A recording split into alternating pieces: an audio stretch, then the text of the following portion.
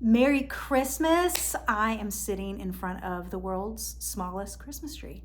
I don't know what happened this year. I was in a little bit of a rush and I made a mistake. But, the thing is once you put lights and ornaments on something, it's like, okay. But anyway, I thought I would get in front of the tree and come to you and record a December devotional and bring it to you by way of video instead of written this month. So here is the thing. I'm going to come to you 4 really practical Christmas tips from Elizabeth and Mary. Okay, so if Elizabeth and Mary were influencers today, which I don't think they would be, but if they were, they might have their own little Christmas account, and these are some of the tips that I think they would give us based on Luke chapter 1, verses 39 through 45. This is where Mary goes to her relative Elizabeth's house because Mary has just found out that she is going to be the mother of the Christ child. Elizabeth is 6 months pregnant with John the Baptist. But Elizabeth is not just any person who is pregnant. She was at one time barren, and she was well past childbearing years. And yet the Lord opened her womb miraculously.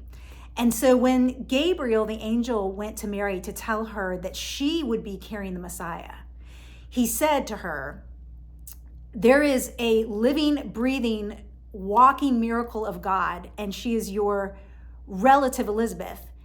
And what everyone thought was impossible is actually possible with God.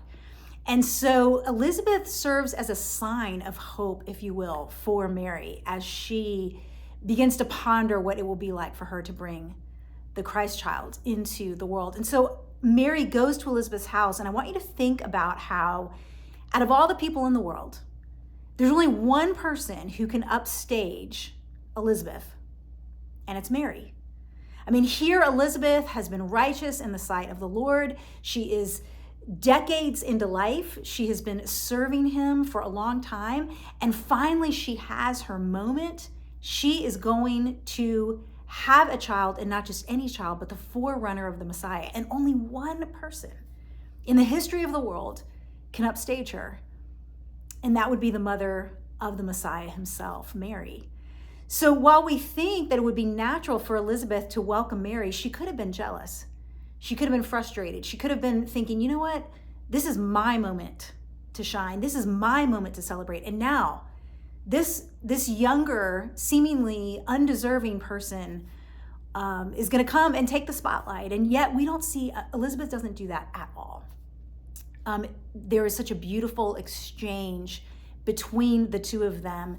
And as I think about the relatives and the people that we are all going to see this Christmas season, there are those we want to see, there are those we don't want to see that much, and how the holidays can be complicated sometimes. And so here are 4 things that I think Elizabeth and Mary would tell us.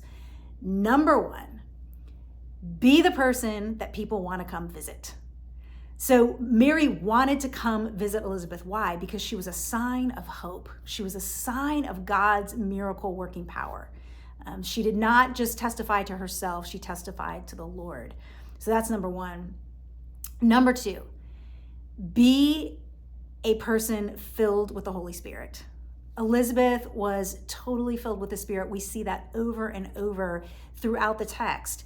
And we see that concept, I should say, highlighted in that text, that the Spirit of God was all over that. And that's something that we want to be prayerful every day, especially as we walk through this season where it's going to be busy, it's going to be hectic, our feelings are going to get hurt, expectations are not going to be met, and we're going to have to just every day, every moment sometimes, Lord, fill me with your Spirit.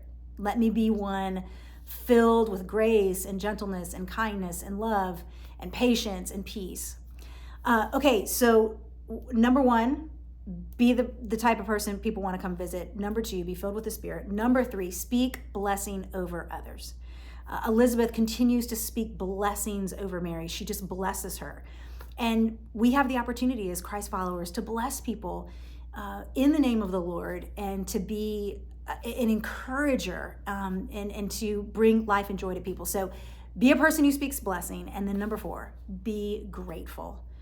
Both Elizabeth and Mary showed such gratefulness that they got to each play a tremendous role in God's story of redemption. And in a time where it's easy to look at what other people have and what we don't have, man, we want to be people who are grateful. So those are 4 Christmas encouragements or tips from Elizabeth and Mary. I hope you will ponder Luke chapter 1. And I hope you guys are just going to have a merry, merry Christmas.